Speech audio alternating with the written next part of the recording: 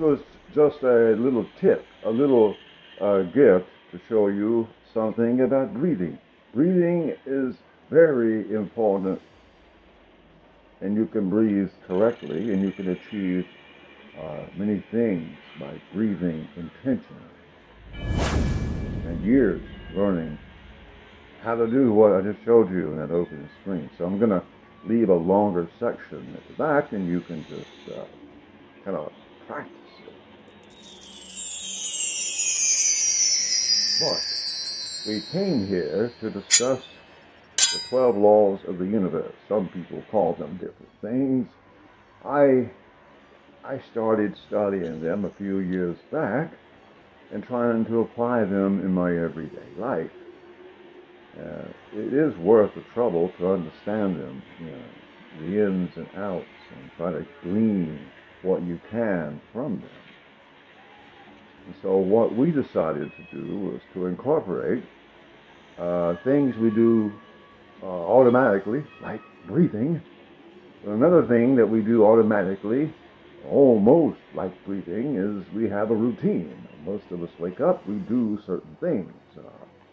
Whatever it might be, sitting on the balcony with a hot coffee, perhaps, and a newspaper. Well, whatever it is you do, while you're doing this waking up, you can practice the breathing techniques I gave you. You're welcome.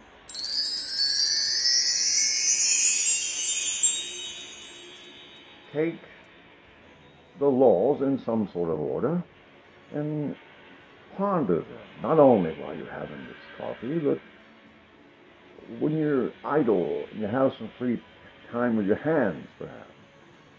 Our idle time, we can use that very effectively.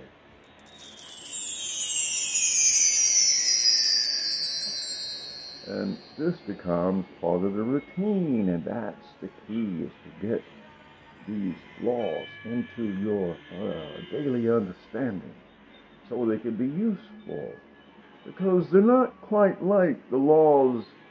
When you hear the word law, it sounds like a commandment. You must. But there's laws. You understand that, and you don't spend a lot of time trying to determine if they're actually laws. Someone listed 12, they seem pretty good, so we'll just run with it. And if they're laws, wouldn't it make sense to act within the confinements and opportunities these laws present? And so now, we are going to take on some discussion of the great laws. They are listed in some sort of order. So perhaps that's how we study them as well.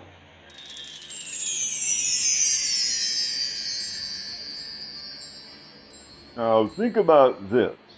These laws are always at play. They don't take a day off. Wisdom is that you would be much better off knowing them than not, and using them always instead of ignoring them. They actually correlate very much to what some people call common sense. These laws are written into your DNA. They're your being. Have you ever felt a vague sense of dread or worry? Well, the chance you have been acting against one or more of these laws. Your inner voice is speaking to you because it knows you cannot survive, much less thrive, in a universe where you work against its laws. So know them and cherish them. They are laws, but all contain much more promise than you would imagine for you to prosper. Think of them as bits of wisdom. We all know what wisdom is. Wow, it's the gold of the Stoic, of course. And so, at the top of the list of the great laws is the law of divine oneness. Now, some people get sidetracked right there. Some people don't want to acknowledge divinity. Well, then you probably won't benefit from the laws that a divine creator implemented in the creation. We're not here to argue that. Obviously, the world was created. We didn't make the trees, the lakes, the rivers, and streams, and it's very unlikely that they're here by accident. This goes back to the law of divine oneness. What is that really saying? It's saying that there is a connectivity to everything. That divinity or divine oneness means that there is something divine in every atom. Everything is a piece of divinity.